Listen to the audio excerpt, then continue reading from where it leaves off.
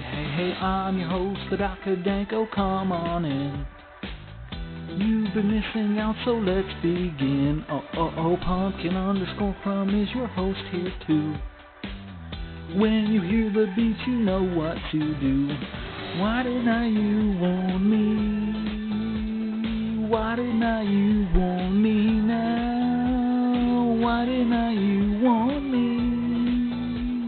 Why didn't you warn me? Hey.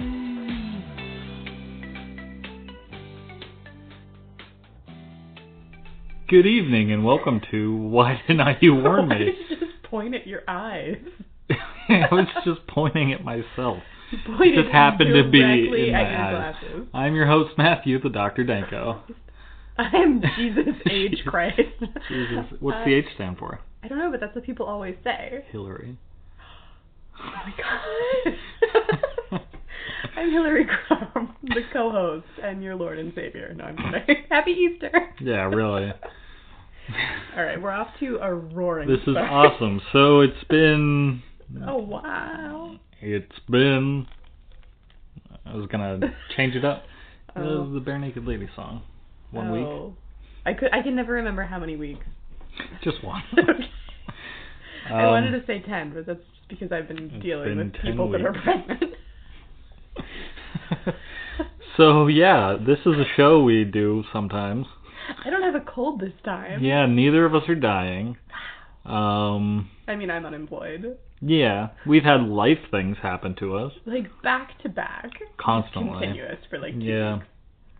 So that's been great. Yeah. Had like a funeral for one, and then like not family surgery, but like a... my job thing, and then, yeah, my grandma had a scheduled, went very well surgery. Yeah. But still, that was another thing that we had to deal with. And I got a big boy job. Yeah.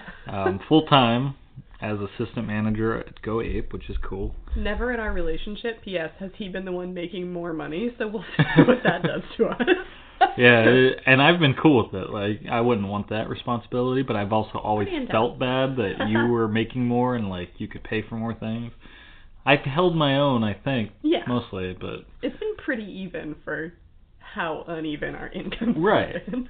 And now I'll be able to take a little more in some places. I mean, because when I say I'm unemployed, I'm probably a week away from starting something new that's probably going to pay a little bit less. Yeah, this is we just don't have a to new do all thing. of this. No, it was just an update on us. On our lives, that they're a little bit crazy right now. But we did still manage to take in some pop culture. Yeah, so what would you like to start with? I don't know. Do you want to talk about your video game? Oh, yeah.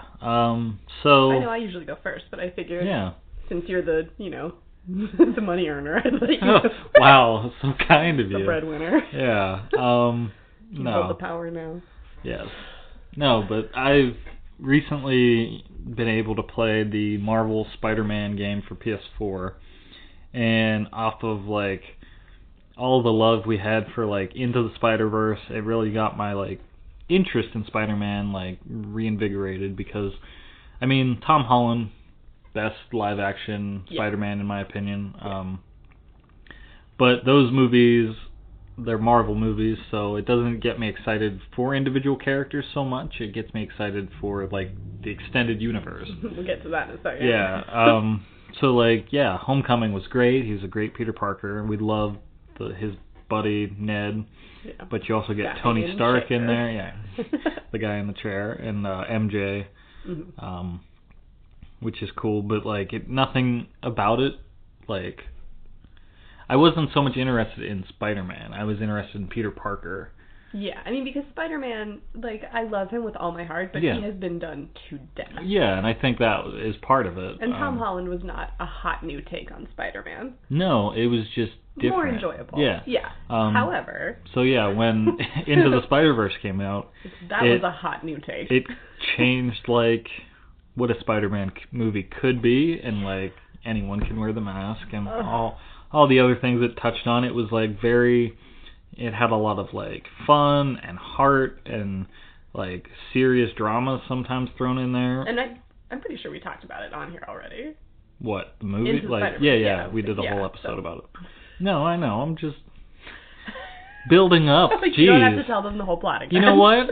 This is how a story is told. Should I go, like, make some cookies? Why do you always do that? You're supposed to be my co-host. I am, keeping you on track. I was building up to something and you derailed it. I'm not sorry. You should be. Anyway, so this Into the Spider-Verse movie got me really interested in the character again and like the universe. So that when I played the Spider-Man game, which had been out, I think it came out just before Into the Spider-Verse, it made me fall in love even more with Peter Parker's version of Spider-Man. Because the game, it's an open world game. He's white and that's where you feel safe. No, wow. You know what, I could just let you run this show. As the money earner, I think I can allow you to do so. Welcome to the TheDoctorDanko podcast. I'm your host, Hillary Crumb. Yeah, it's an open world game. You get to, web swing around New York City. But you can't run into buildings, which seems unrealistic to me. But he's Spider-Man, and he's been Spider-Man for a long time at this point. He's not just going to run into buildings like Tobey Maguire did when he first started. You can justify it however you want. That would have been amazing. It would have been fun and funny, but right. It would have also been like, why would Spider-Man, this super cool character with superpowers and Spidey sense, oh my God, faceplant into a you should building? See the look he's giving me right now. Yeah, because you don't understand. Oh my God. You want to mansplain it to me? Yes. All you've done is attack me. Well, actually. So anyway. The game is really fun, and over to you, because I'm done. No, talk about your Spider-Man game. I won't say anything for 5 minutes. I'm going to time you. Set a timer. So the story is just really... I'm watching. I'm setting a timer. Okay. Keep talking. The story is just pretty... I mean, the story feels very basic in some ways, but it's also the gameplay is really where it shines. Like the mechanics of the game and the combat styles and everything is very similar to the Arkham games, which are arguably like one of the best superhero games out there. And then you have Spider-Man, who can literally like do anything essentially. Like his web shooters and everything is somewhat more not refined, but like it's a different breed than like Batman's grappling hook, so you can do different things with the webs as opposed to his grappling hook when you're flying around the city and whatnot. But then you have like iconic New York places like the Eiffel Tower, the Notre Dame. Yes, too soon. Way too soon. You can have like the Statue of Liberty, which you can't access in this game as opposed to like Spider-Man 2, but you can go to the top of the Empire State Building and all the cool landmarks. But then they've Marvel Universed it with like, I guess there's like a bull statue it's pretty famous, it's in one of New York's parks. But they've replaced that bull with a Lockjaw statue, which is this giant like dog creature that exists in the Marvel universe, so they've like put that spin on it. And then there's Avengers Tower and things like that. So it feels very much like a Marvel universe that you're playing in. They don't really reference anything outside of like the Spider-Man universe. Like they've mentioned like the Avengers once, but they haven't done anything other than like have the tower there. So I'm really excited if they do like an end credit scene after the game credits go, or something like that. And then of course you have Stan Lee's cameo, which caught me off guard again because, I wasn't 100% expecting him in the game, but then again, he's been in the other games, I believe, and like he just shows up now, and it's really cool to see that. And I think End Game is his last one. I think, to be sure, I don't know. So yeah, I really dig the game, and all the little side quests that you get to do is pretty dope. So I'm done talking about Spider-Man. You can talk now that I'm finished. You can end your timer. Yeah. I gave you 6 minutes because I love you. Oh, wow. No, I tried to just summarize it because there was a timer going. I totally agree that Endgame should be Stan Lee's last cameo. Because it's like the end of a lot of things. I mean, obviously I want to see him in everything forever, but the reality is they shot a finite number of those cameos. Yeah. And I would rather the last one be like... You don't want to see them like CGI his image on something? Or him as like somebody do motion capturing like the Star Wars stuff? No. Oh, yeah. No. It would be quite interesting, and I don't. And we'll see. They're gonna do what they're gonna do, but I think that it would be. No, I think they'll. To have it in Endgame. Yeah. Plus, I don't know what about likeness rights and whatnot. Like at least in the Deadpool movie, Deadpool 2 rather, after he had passed, they didn't film one, I don't believe, but they put graffiti on it, and then when the Once Upon a Deadpool came out, he had passed, so they put like R.I.P. graffiti underneath of it. There was like a scheduling conflict, or he was busy. It was a weird thing, but using his image as opposed to having him might be a different. Yeah. Like be a still nice honoring him or something. Yeah. Sneaking him in there. Yeah. Because as in one of the movies, I can't remember which one. It might be Thor 3. There's the a best. It could be Guardians 2. I don't know. Same tone. Yeah, exactly. There's a scene where they're like blipping through like realities or something, and Stan Lee, that's where his cameo comes in. He's like sitting on a rock on some planet talking to other people, and he's like, one time I delivered this package. I believe that's the one he references. Yeah, because then all the theories about him being the Watcher. Yes. Yeah. Yeah. Not to be confused with like Giles and Buffy, but the Watcher is like watching all these universes and things, so he can pop in and out of realities, which is kind of cool because he plays so many different things. So yeah, yeah. R.I.P. But speaking, do you want to talk about Endgame? Well, I was gonna talk about our Marvel connection, the show we're watching, and then finish on Endgame so that we can transition into something else. Alright, I didn't realize it was an outline. We'll see if you listen and let me build out. Oh my god. I do have a plan. I'm trying to hone in my own skills of rambling a little more. Good luck. Yeah, it's a process, but we'll get there. So, what have we been watching? We've been watching a lot of things, Matthew. What would you like to talk about right now? I don't know, since we were on the topic of Marvel. So, we watched Runaways. We did. And that was... we watched Season 1. Season 1, yes. Because... Well, we watched Season 1, and we'll get to Season 2, maybe. It wasn't very good. So... I don't know, And Matt likes everything. I do, and it's not that I don't like Marvel's Runaways. What kills me with a lot of television, especially with binge television, they're always long episodes, and I'm grateful for that because we get like a lot of content within an episode. But like Santa Clarita, they drop 10 episodes.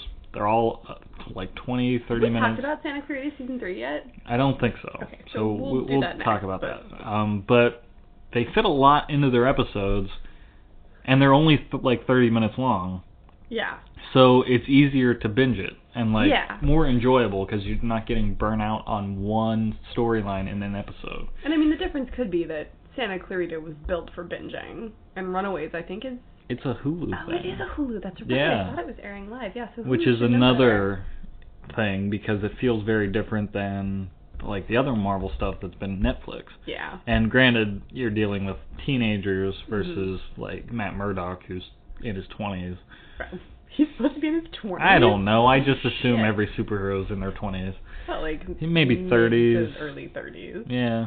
I mean, that he's makes a lawyer. sense. Like, he had to get through law school. He did, yeah. He just looks young. I don't know. Avocados at law. Yeah. I've seen parts of that.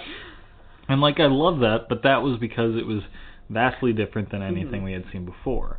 Daredevil, yes. Okay. Now, Marvel's Runaways is still different especially with the kids thing in it. But it's different from other Marvel stuff. Yeah. It's not different from any show on the CW. Exactly. It feels like it belongs on the CW. Because they're all just improbably attractive and a bunch teenagers. Of rich kids, like... Yeah, it's like... Yeah, we can't say rich white kids because It's very diverse. Yeah. Yeah. Amongst the main cast. 2, 3 of color. Because Nico's Asian. Yeah. Yeah. Yeah. Okay. So yeah, were there 6 of them? Yeah. Okay. So we have a pretty decent diversity rate, which is great, but they are all the children of 1%ers. Right. And their personalities are like... I mean, they do reference like they're the Breakfast Club or something like akin to that because but like we have like the blonde cheerleader and the jock and the feminist, I guess, is a type now. Yeah, the nerd. The nerd. What's Molly? She's the young one. Yeah, she's the baby. But like their personalities don't necessarily match their looks. Like their looks are the feminist personality matches a little bit. Yeah. But like the problem is, there's a lot of stuff. Stuff comes out of nowhere. Yeah. They were building up towards a relationship between Alex and Nico, who's a girl, and then all of a sudden, Carolina. Yeah. I'm nailing it. Is into Nico, and it's mutual. And it just came out of nowhere. It was like a 2 or 3 episode build up. Yeah, it was very weird. It was very awkward. It was very... Consecutive episodes, not even like sprinkled throughout. Right. And like I'm all for LGBT inclusion, but... No, of course. It just didn't feel... there was no foundation. Yeah. They weren't... They barely even talked before that, like on screen. Yeah. I don't know. And then all of a sudden we're derailing it. There was another relationship that came out of nowhere. Oh, Gert and Chase. No, she liked him. She liked him, but he had no interest in her. And then all of a sudden they're making out. They're having sex. They jumped right into bed. Not even. Somebody's bar mitzvah. Yeah, that was weird. Really bizarre. There were many questions I had. I mean, I don't think it's that he didn't have any interest in her. It was just viewed as he had interest in Carolina. And then... Which is spelled with a K, by the way. Is it really? Yes. Oh, wow. Yeah. And then at some point he was like, she's not going to like me or Carolina something. is the blonde cheerleader. Yeah. Chase is the jock. So obviously they're supposed to end up together. Right. And maybe he realized that she didn't like men. Which is fine, but he never had anything but, like... casual whenever he remembered it friendship with Gert, the feminist. Yeah. With beautiful purple hair, by the way. Yeah. So yeah, it's a very weird it's very strange thing. Like I like the story sort of that they're telling.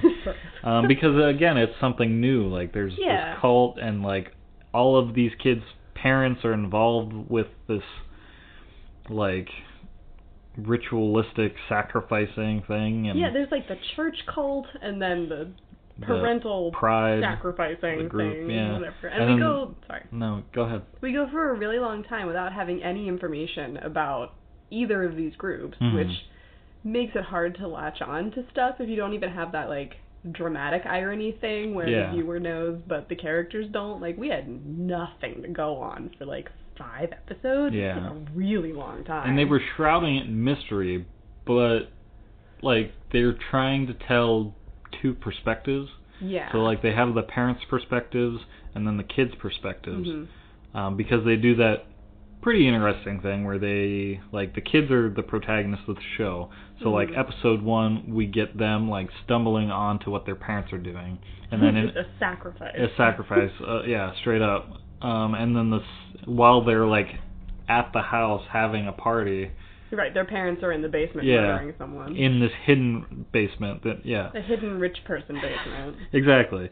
And then in episode 2 they do the same story but from the parents' perspective to see what they were up to. Yeah. Which is cool. But they kept showing us too much of the parent side of it for it to feel like we were discovering it like the kids in the show are, because they have a shit ton of questions, and we should too, because we're supposed to be relating to them. Right. But yeah, like with it being from both perspectives, you're fighting the dramatic irony angle and then the unlocking the mystery like the kids are. Yeah, it sort of depends on what the show's goal was. Yeah. Because I don't think they knew. Yeah. Because it got very muddy. And I've never read any of the comics that exist. I've heard about them or saw like the cover of one a long time ago, but I never did anything with it. And then I was like, oh, they're making a show out of that. That's cool. Because it was like, I don't even know how long ago, but just more Marvel content was coming out, and I was like, that's awesome. Like, yeah, this is something different. I didn't have this, that. this End Game thing going on. So, I don't know. Also, the finale, like, nothing happened. There weren't really... There wasn't, a huge, dramatic... a big dramatic cliffhanger, like, I don't super care what's going to happen next. Yeah. So, like, if we get bored enough, maybe we'll watch it. Yeah. Especially, like, with the parents being somewhat the bad guys, and then eventually them learning that they're working for a guy that they shouldn't have been working for from the beginning. Because there were sort of 3 teams, and in, like, superhero stuff, that becomes really difficult because it's supposed to be the good guys versus the bad guys. Right. But if there's a 3rd team that keeps flipping back and forth in its intentions... Right. Like, they need to work together.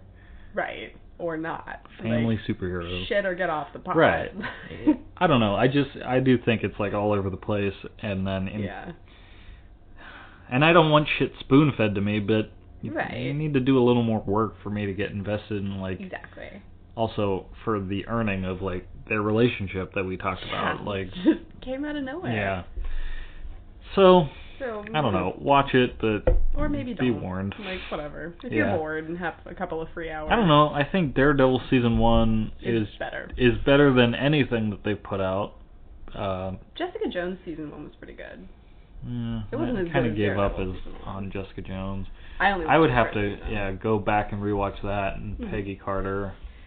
Yeah, Agent Carter, the first season, maybe the first 2 were pretty good, but I mean, it did that thing which shows do when they've run long enough. They start getting convoluted, and like it's just that's the other thing anymore. Is like I know the goal is to make money, but much like you release a standalone movie with a hero, like do single seasons of these characters, because that was the other thing I had a problem with is they released so many individual Marvel TV shows at the same time that I had to choose which one I was going to watch first, and then by the time I finished the one, I did not want to go back and do any of the other ones. Yeah, and like the problem, especially with Marvel, is this intertwining everything. So you've already met Luke Cage. Yeah, which is cool. Like, give them all their own shows, but you have to spread that out a little bit. We're getting Marvel fatigue. Yeah, I knew they were building up to the Defenders with all of the characters that they introduced, but then that show got canceled. Because I have to assume because people weren't watching the individuals. Right. Because they dropped them at the same time. Yeah, and that's the thing. So like, you can get me interested in all this Marvel stuff, but you need to give me some time to do that. It's a process. Yeah. Yeah. I mean, this whole Marvel fatigue thing, like, I mean, we've kind of touched on, because, like, I mean, the last couple of superhero movies that we've seen, I haven't been particularly impressed with. I mean, and part of it is Black Panther's fault, because nothing will ever be that good again. Right. I mean, maybe, but...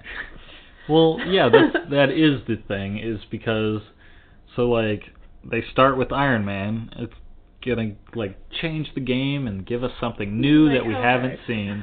And then it was really good. And it was really good, and they clearly had a plan going forward. But you do things like Black Panther and Captain Marvel this late in the run, and I get, they're supposedly they're part of, like, I know they have like 4 different phases. I don't know what phase we're on right now, but within like the first half of the Marvel universe, because Endgame will signify the end of that phase and go Right. into the next generation of superheroes, which is Right. cool. Yeah. But that's the thing, is you've introduced them this late that, you know, Black Panther being as good as it was didn't make me excited for Infinity War. It made me worry that it was going to be better than Infinity War. And it kind of was, for many reasons. Yeah.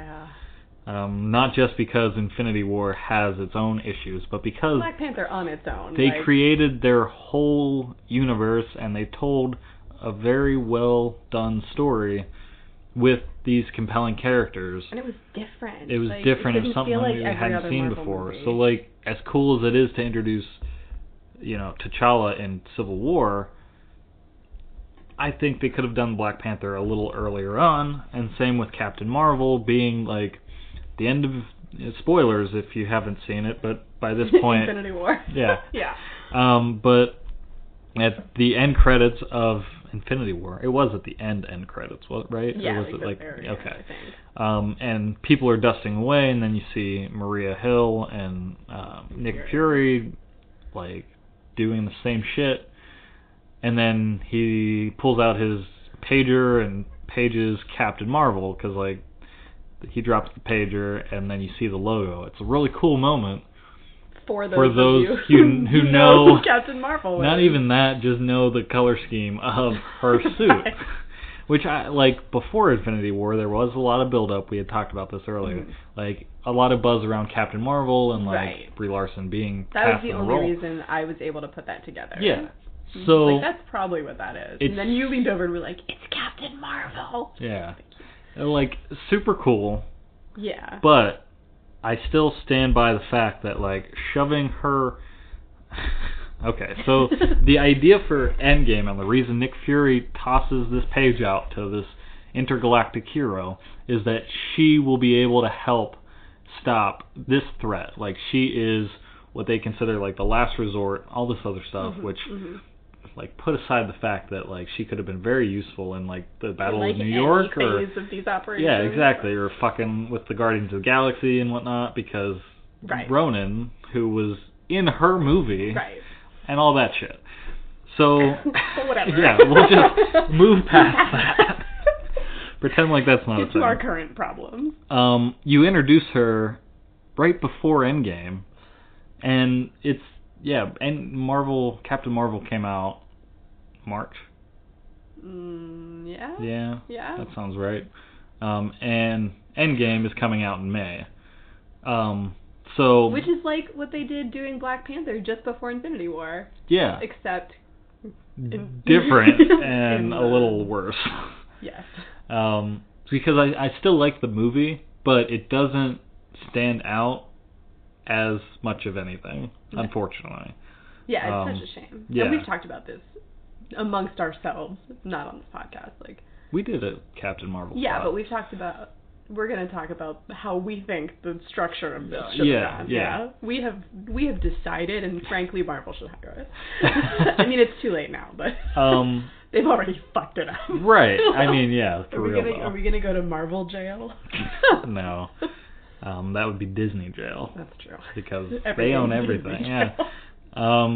So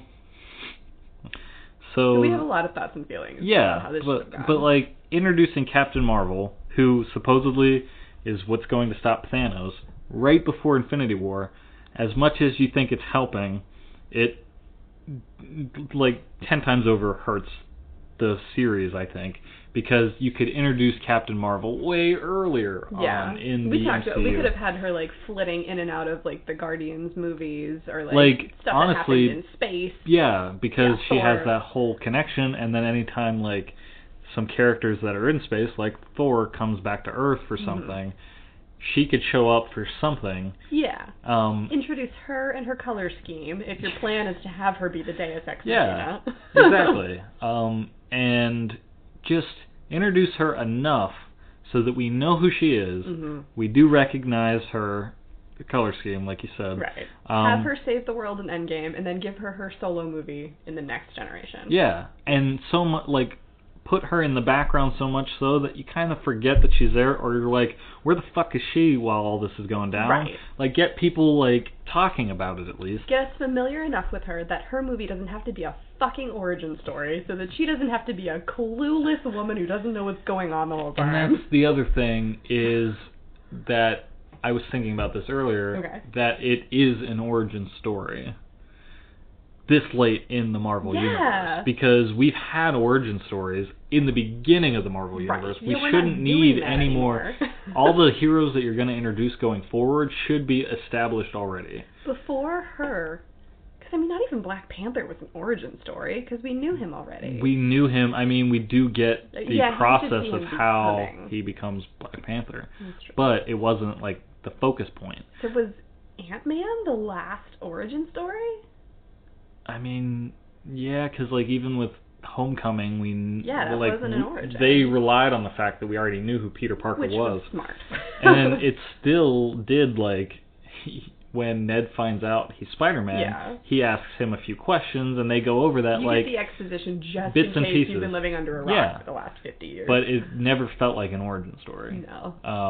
Like, the exposition felt very natural. So, yeah, Ant-Man was probably the last one. Like, true origin story. And I don't remember when that was released. I want to say, it had to have been before Civil War. Yeah. Because he was in it. Yeah. Maybe, like, between Age of Ultron and Civil War. Yeah, that sounds right. So yeah, that's still like... Yeah, like... Because he wasn't in Age of Ultron, so... Right. Yeah, he was in, like, the third, quote-unquote, third phase. Okay. I don't know. We're figuring it out. Yeah. So, if you count every Avenger movie as a phase... Okay. So... I accept that formula. Yeah. I'm pretty sure that's how it is. I'm not 100% sure, but... But, I mean, yeah, and then you have, like... I mean, Civil War...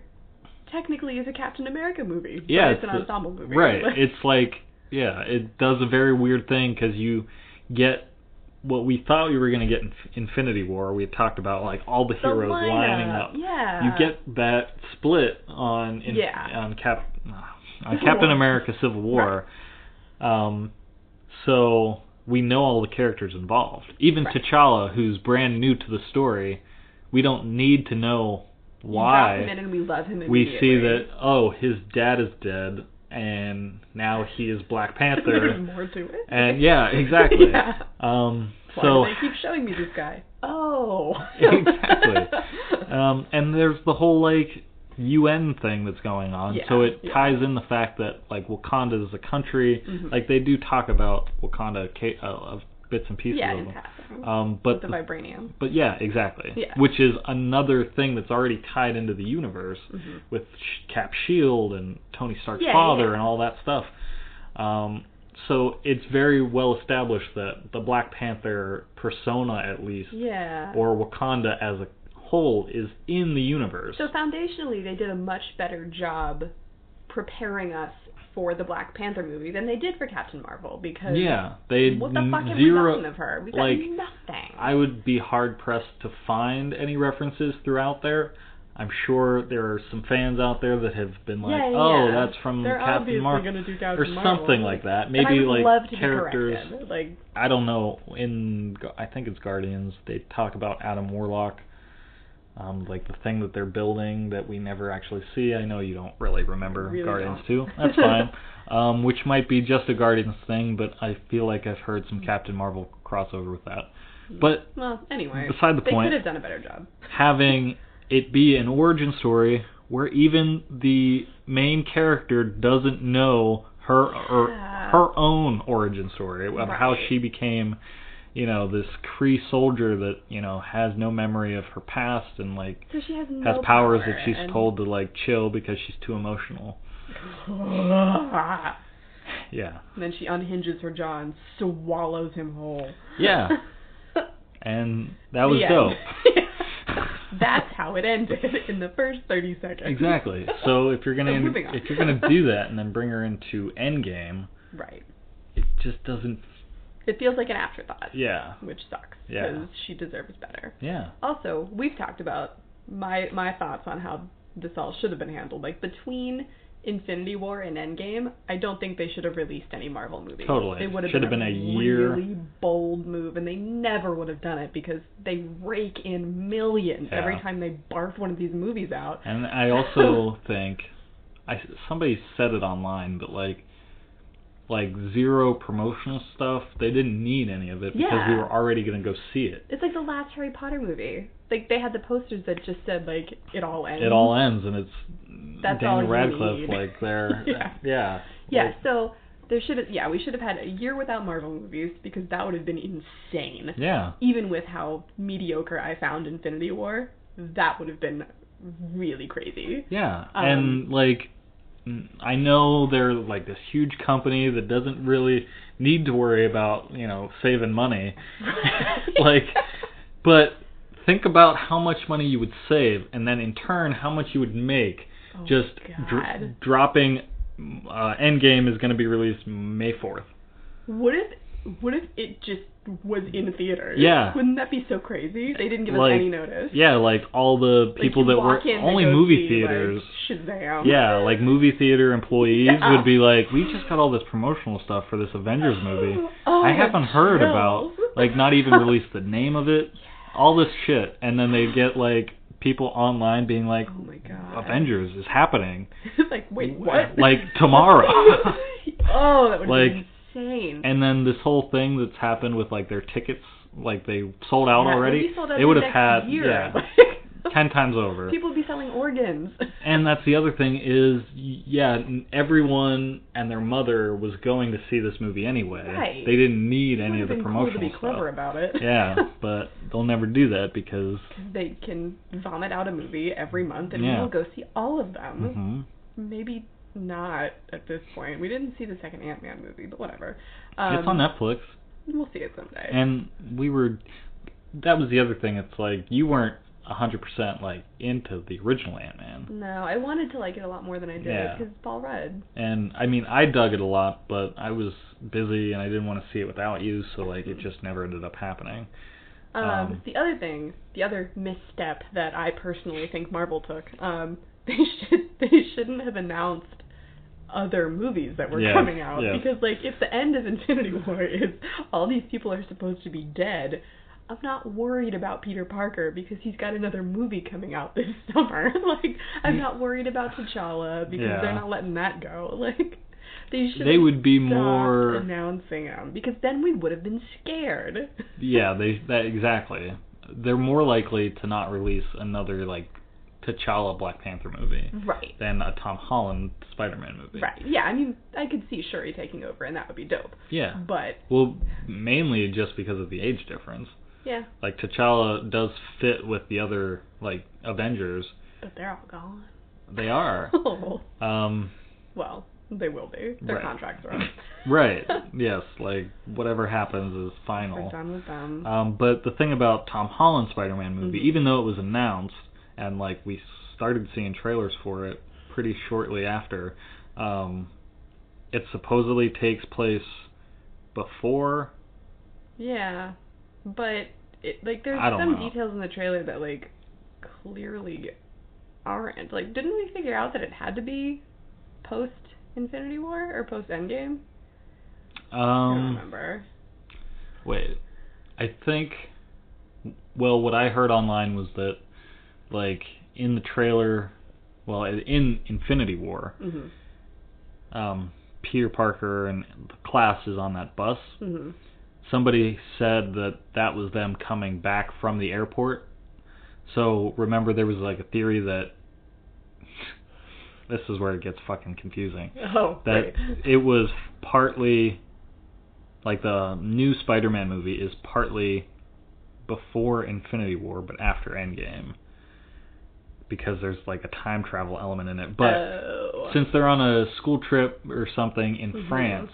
That was them coming back from the airport, and then Peter gets his heckles up. Hackles? Hackles.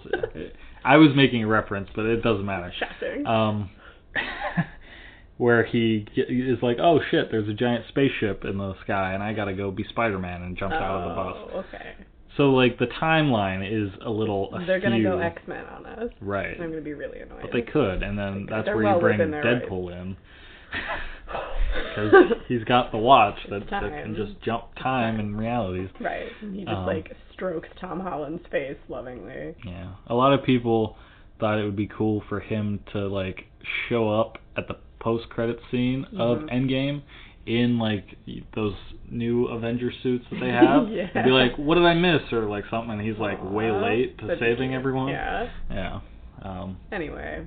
So, yeah, that's the other thing, is that we're not super, like, there are a lot of other things we're excited for other than Endgame.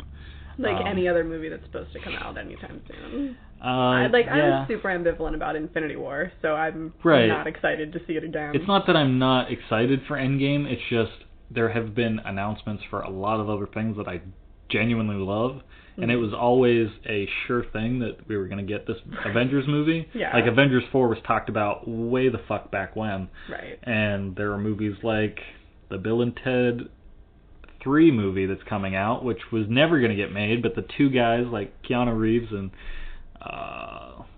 the other one. No, don't say that. He has a name. It's Winter. Oh, fuck. I feel bad that I can't... No.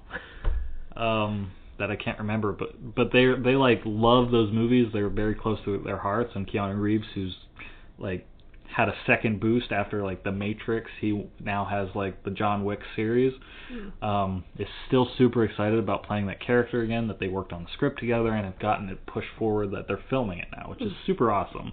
Or the Jay and Silent Bob reboot, which is another thing that You know what I just realized? I never got to talk about books. Oh, shit. Because I usually go first. Yes, you do. Okay, we're too far past it. We're still gonna talk about your book, because you've read a lot. Well, always. Yeah. But we don't have to. There's a lot of other stuff.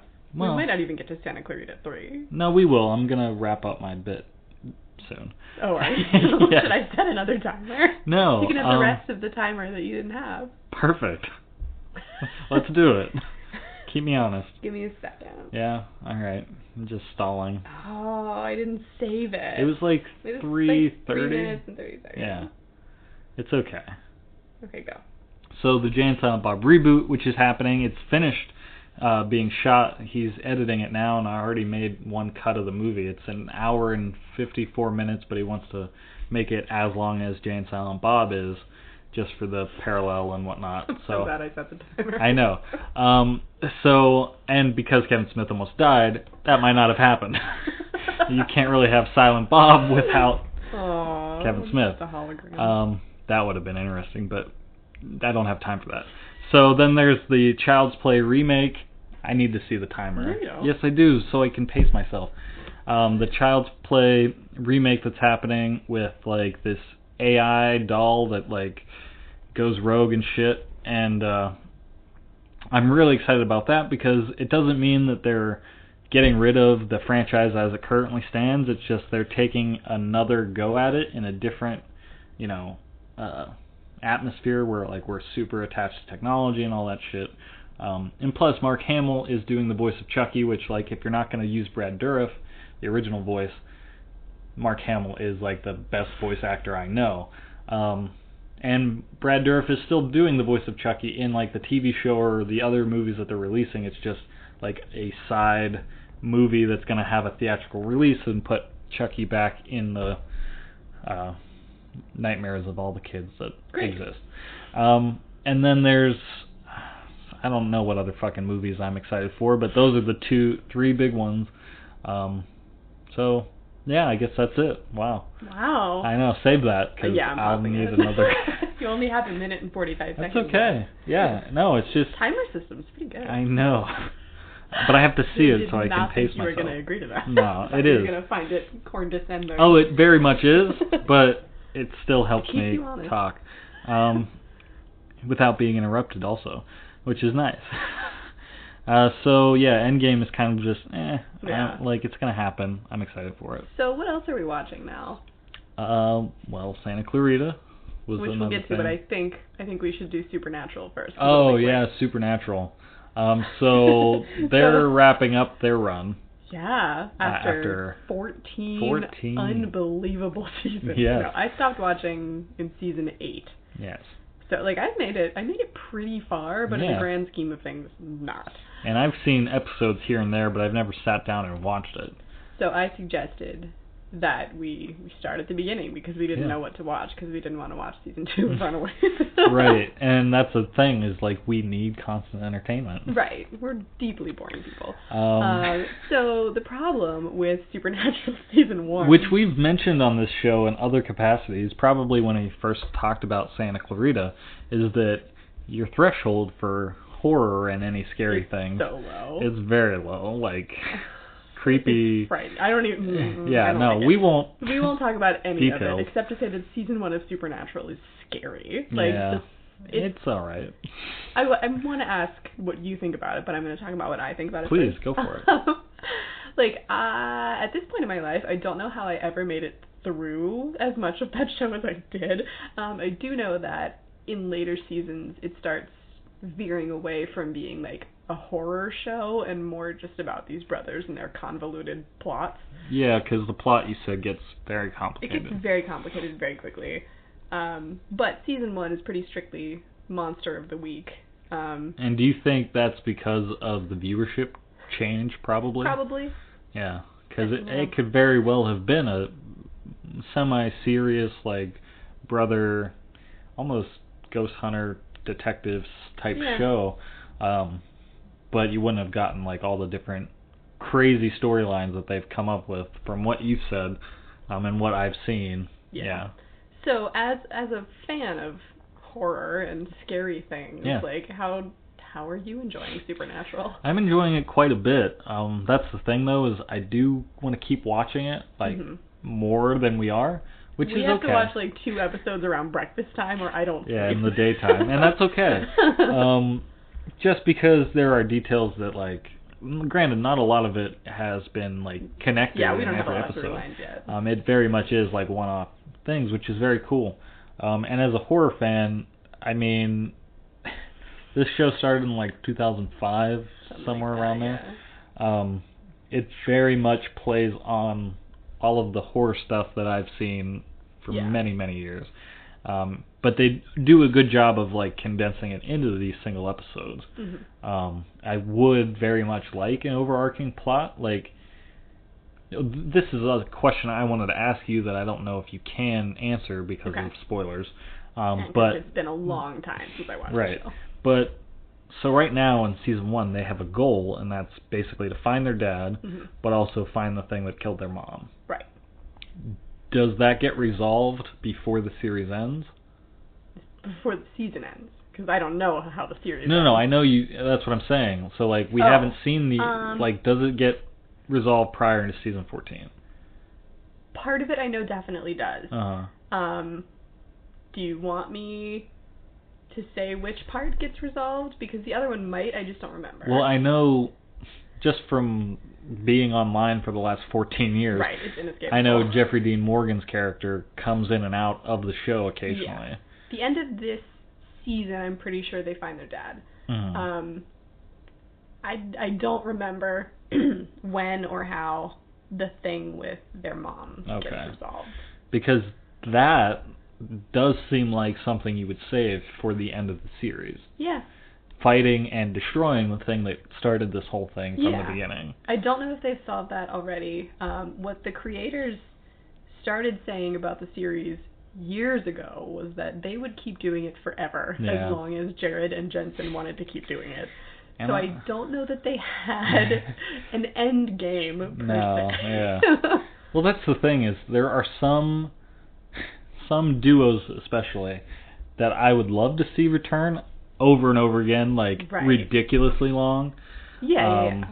Like in part, like the Jay and Silent Bob thing, they had kind of written off those characters. Like they did a podcast called Jay and Silent Bob Get Old. Right. Because like, it's getting old at this point. Like we're relics of the 90s, and that's what they refer to themselves as. So rebooting it now, it's funny, but it's also like seeing how they are growing and whatnot. But that's interesting. Seeing character growth is interesting. But what I mentioned to you is that, as best as I can recall, the Winchester brothers don't particularly evolve that much. Which is crazy because of the amount of shit that they go through. They ride that pretty intense brother vibe, like, forever, straight through. They have periods where they're not talking to each other, but not long, because the whole premise of the show is the two of them. Like, and that's the thing about Buffy, is at least, like, as annoying as she is, she does change. Yeah, she gets a different kind of annoying by the end of it. Yeah, Like, exactly. Xander becomes vaguely tolerable at some point. Yeah. Willow gets more amazing every time you see her. Yeah, Sam and Dean, to the best of my recollection, stay pretty consistent.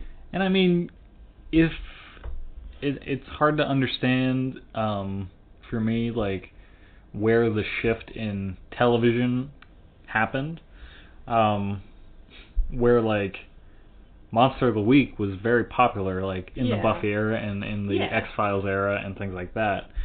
But in, like, the middle of their run, Supernatural's run, we started wanting plots to things. Like, there had been plots before, but, like, the episodic television kind of started shifting, because, like, Prison Break came out, and that's 4 seasons of, like, basically one continuous story. With resolves happening and whatnot. And shows like 24, which are, like, detective cop shows, they do have some through lines that take them all the way through their seasons. These guys, they're kind of they're just ghost hunters that, like, are brothers that do shit. It gets I know it gets more, than that. but it's not, like you said, none of them change throughout the end.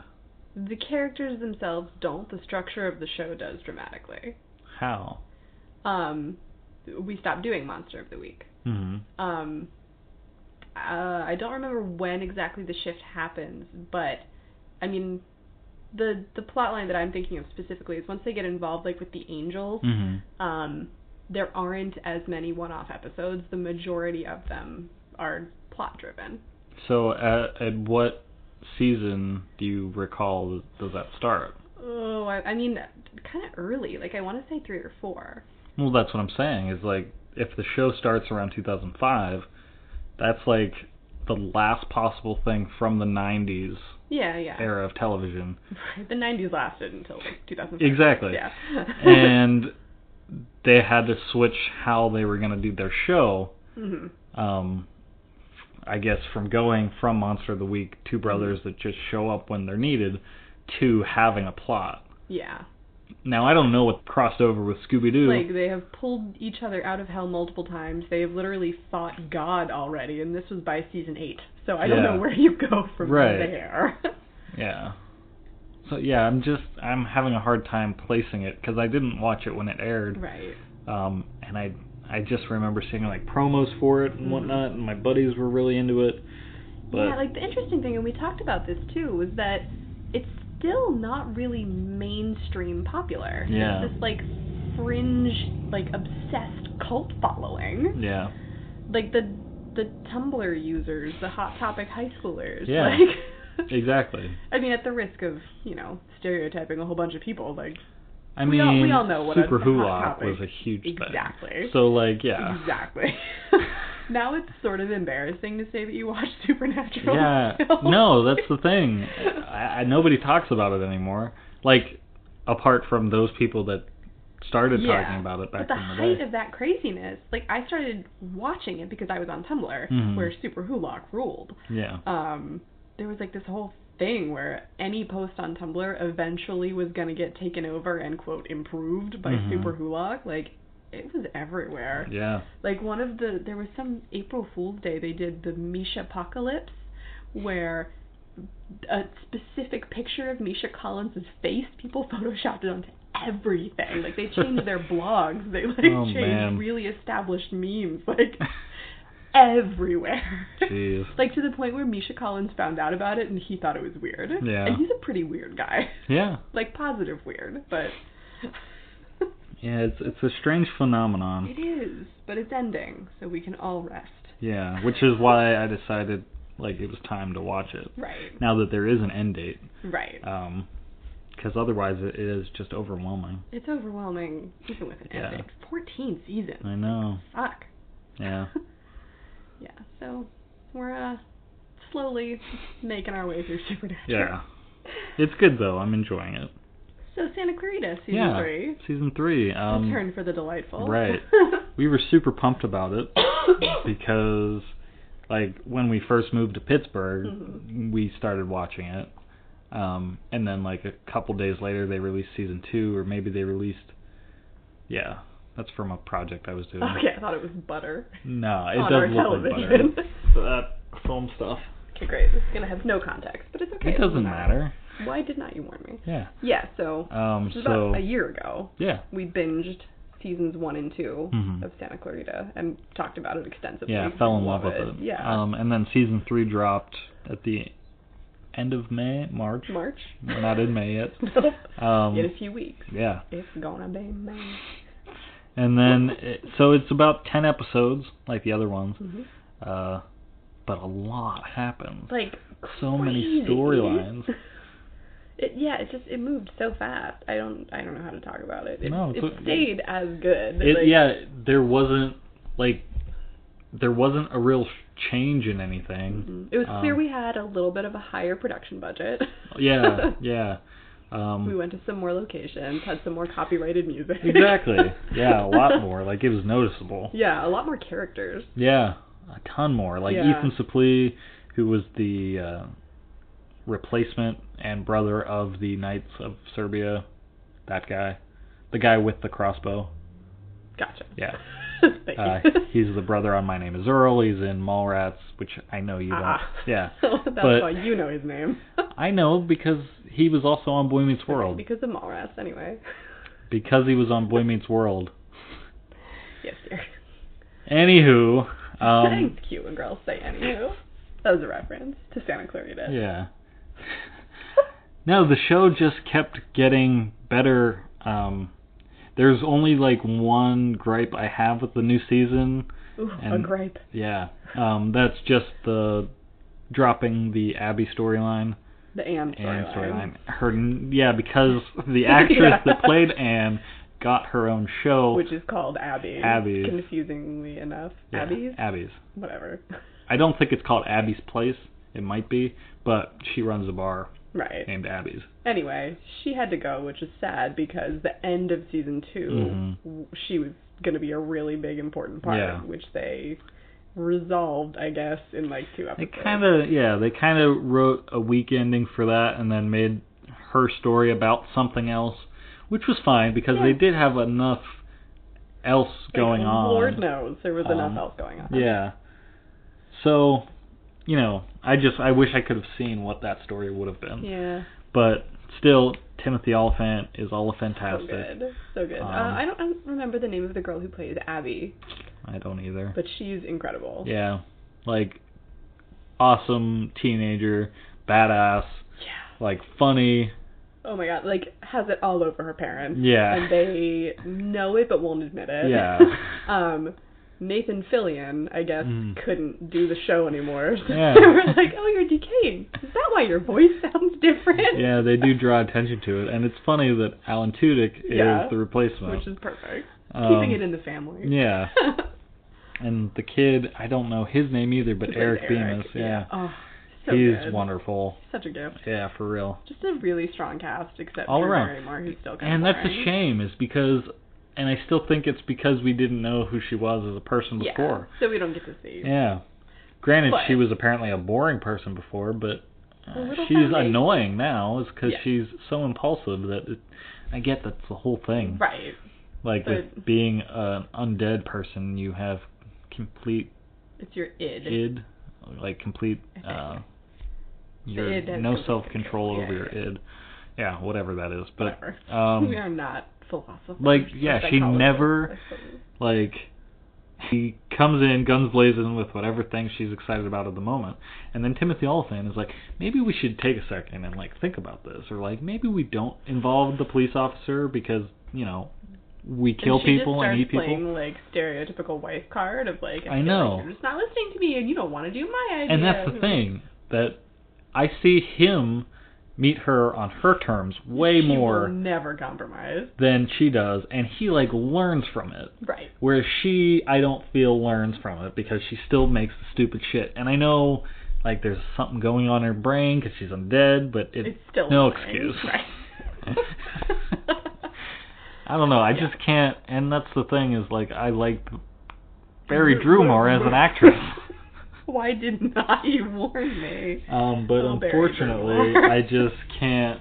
I can't get behind it, especially when Timothy Olyphant is such a strong actor. So good. Yeah, he steals the show consistently, no question. Or like honestly, everyone but her steals the show. Yeah. Yeah. Including like Eric's mom. Like she's amazing. Yeah. She's so funny. And I wish I knew her name, but she's on It's Always Sunny in Philadelphia, and even we don't remember her character name because they just refer to her as the waitress because that's all they know her as. But she's married to Charlie Day on It's Always Sunny. It's fine. It doesn't matter. It's just for me and the two people that listen to the show. You and your mom and your friends. Not even my mom. No. Just my friends, if they're still listening. I sent my mom the link and I still don't think she listened to it. That's okay. Whatever. But yeah, so watch Santa Clarita Season 3. Yeah, and 1 and 2 if you haven't yet. Yeah. My God, man, just watch it. Yeah. And woman, just watch it. So, what books have you read? Nice. So I've read a lot of books since the last time we talked, but I specifically wanted to talk about Beartown and Us Against You, both by Frederick Bachman. Beartown, I listened to it on audiobook a while ago when we were still living at our previous apartment and I had a really long commute. But I reread it recently because Us Against You is the sequel, and I wanted to reread Beartown before it came out. I keep struggling with how to summarize Beartown because like the premise makes it sound like not a book I would like to read. But Beartown is a hockey town, which is a core premise of the book. What are you doing? I'm taking notes so I can remember what we talk about. Smart. Yeah. And the fact that Beartown is a hockey town is like, hockey is like so intensely tied into everybody's sense of self-worth, and also like if the hockey team wins, then the club will draw more sponsors, which will draw more money to the town, which means maybe they can reopen the factory. Because this is a very, very small town. This is a tiny town in the middle of the woods where it's always winter. Where does it take place geographically? I want to say Sweden. Like it's not an American book. Yeah. I believe I read a translation, although maybe he wrote it in English. I don't know. I should have looked into that. Yeah, not an American guy. Okay. So this is a teeny tiny town in the woods somewhere. Yeah. By a fjord, probably. I don't know. Yeah, so this town is failing, and a lot of its hopes and dreams are tied to hockey. A lot of the people who were laid off from the factory, they go to all the hockey games, and they go to the bar afterwards and drink and talk about hockey. And if they can't talk about hockey, their lives are very sad and depressing. So what that leads to is the kids on these hockey teams, because the first Beartown focuses primarily on the junior team, which is teenagers. I mean, they're in high school. These kids are elevated to like god status because their team is doing so well, and they have a chance to go for like the championship, which would mean a lot for the town. Yeah, it's the whole town is like on their shoulders basically. Yeah. And like, you know, before the first big game, like we hear about, you know, these kids are being just dicks in school and they can't be disciplined because nobody's going to kick them off the hockey team. Right. They can do anything they want. And they are teenagers, teenage boys. Like, there are no girls. There's not a girls' hockey club in Beartown. Yeah, and the book is told from a bunch of different points of view, which can be good or can be really confusing, but in this case it was really, really good because you just get a portrait of this town and what hockey means to this town and these people. Yeah. So you get, like, the general manager of the club, obviously a bunch of the players. Yeah, it's so fascinating, like, and it's done so well, especially, I don't give a fuck about hockey. Like, I don't care at all. I don't know anything about it except that it's played on skates and is frequently violent. There's also, like, there are opposing forces within the hockey club. Like, one of the coaches, a coach who's about to be sort of pushed into retirement, he thinks that it's his job as a coach to be raising more than just hockey players. He wants to raise men, which, like, has, you know... problematic, but... his heart's in the right place. Right. But then the current coach of the junior team, the only speech he gives his boys before every game is he stands there and he stares at them and he says, "Win." Which is, you know, a little bit more problematic. Super peppy. Yeah. So, you know, spoiler alert for Beartown. The juniors win, like, the mid-season or whatever. I don't know, like, their first big game. And Kevin, who's the star player, his parents are away, and he has a big party at his house, and everybody's drunk, because, you know, that's what teenagers do. Right. And Maya, who is the general manager's daughter, she's 16, she and her friend Anna go to this party and get fairly drunk, and Maya ends up going upstairs with Kevin, who has been told that he's a god and can do and have anything he wants. And they start making out, and he wants to do more, and she tries to stop him, and he does not stop. Why the fuck? Like, he literally, like, he rips her shirt. He's, like, pinning her down, and he's like, "Why don't you want this? I could go downstairs and have any girl down there." And she's like, "Then why don't you go do that?" Right. But, so that's awful. And then the fallout from that is, of course, terrible, because it's, like, she leaves this party and she's talking to some kid who, like, witnessed, one of the other hockey players, like, came into the room and witnessed, like, the tail end of it. And he's telling her, like, go to the cops. And she's like, "I can't." And he said, "Why?" She's like, "Because this is a hockey town. Because they're not going to do anything to Kevin, because he has to win the championship." That's frustrating. It is. Why do you read these books? I don't know. Why are you drawn to this stuff? Intense. And the writing is brilliant, because it's never sensationalized. It's not. I don't know how to describe it. And every book that I've read of Frederick Bachman's has been better than the one before. Us Against You, we kind of plateaued a little bit. Yeah. So Beartown is really about the fallout of this rape and how the town and the hockey club deal with it and move on from it.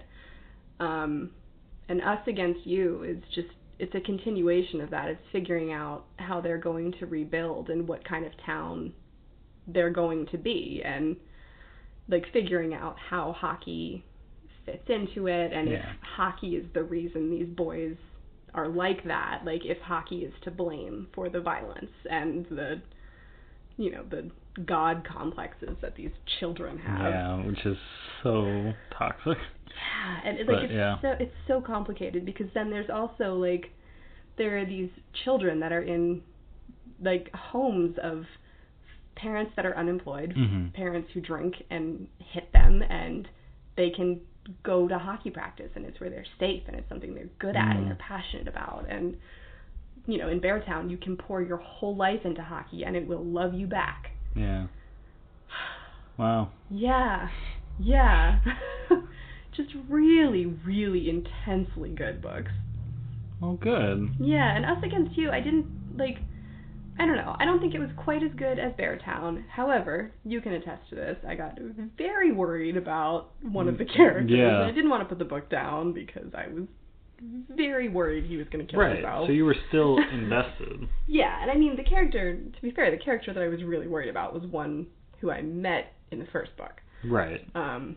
So you had that time to get attached. They did that sequel thing where they introduce a whole lot of new characters that have been there the whole time, except... quote, unquote, because this is an audio medium. Anyway, and that part, that's really difficult to do in a town as small as Beartown. Right, like, where you kind of already before, but they've met been there everyone. the whole time. Yeah. Yeah, anyway, the books are really fucking good if you need to be punched in your emotions. And who's the author again? Frederick Bachman. Frederick Bachman. Yeah. Cool.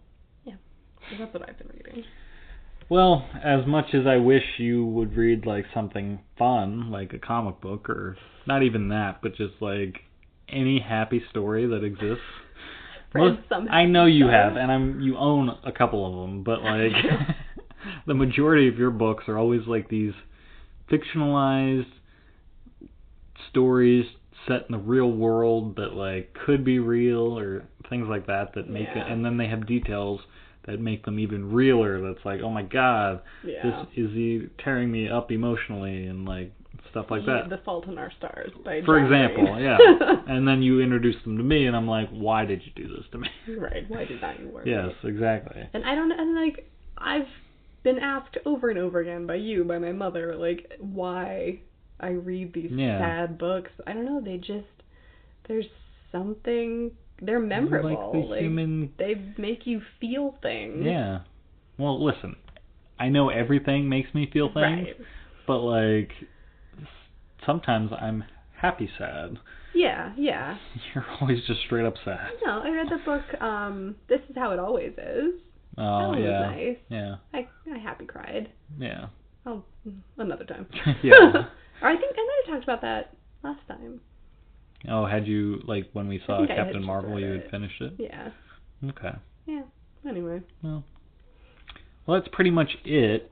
I will present this as a sort of preview of the next episode, or, that'll probably be when we do it. But we also saw the movie ShaZam. That's right. And the reason we haven't talked about it is because... Yeah, due to my advanced age. The movie theater that we went to, it was up in the South Hills. It was a very small theater, but the movie itself was so loud. And it started during the trailers. Yeah, from the trailers painfully forward. Loud. That, like, you know, you're going to see an action comic book movie, especially a DC one. Yeah. You're expecting loud explosions, like fighting, things like that. And it just did not let up. So. And I never knew when it was coming, so I was braced for it. It kind of does that thing when you watch a DVD on a home television. Yeah, where it's like it's quiet during the dialogue, so you have to turn it up, and then the minute something big happens, it blasts you. Break. Yeah, and that's what this movie did. So about probably 2/3. Half. Between half and 2/3. Yeah, you checked out and left. I went to go wait in the car. I couldn't handle it. I wanted to stay and watch it, and I enjoyed it. But we're gonna get. I will say the first chunk of the movie I really liked. And it's a DC movie, so which is unprecedented. Yes, so that was cool that you liked that half so far. Yeah, so we'll talk about that more in depth when we have both seen the movie. My bad. It's okay. That movie theater's bad. Yeah, I stand by it. It was the movie theater. I had my fingers in my ears for the majority of it. Which, like, if you had kept, like, earplugs in, not ideal, ears, but it would make it watchable. Anyways, we'll catch it on DVD. Yes, exactly. And maybe by that point we'll have watched The Crimes of Grindelwald. And maybe Endgame, although it's sold out until the end of time, so maybe not. We'll see. I'm not that fussed about it, honestly. Yeah, we'll see it. Like, it's not going anywhere. Endgame. Wow. I'm going to call that the episode. Men Game. That's fine. Yeah. Men Game. All right. So I'm your host, Matthew TheDoctorDanko. He sure is. Gotta go by. I'm Hillary Crumb. It doesn't matter. We never know how to end this anyway. True. But now we have your lovely singing to play out the episode. See ya. Bye.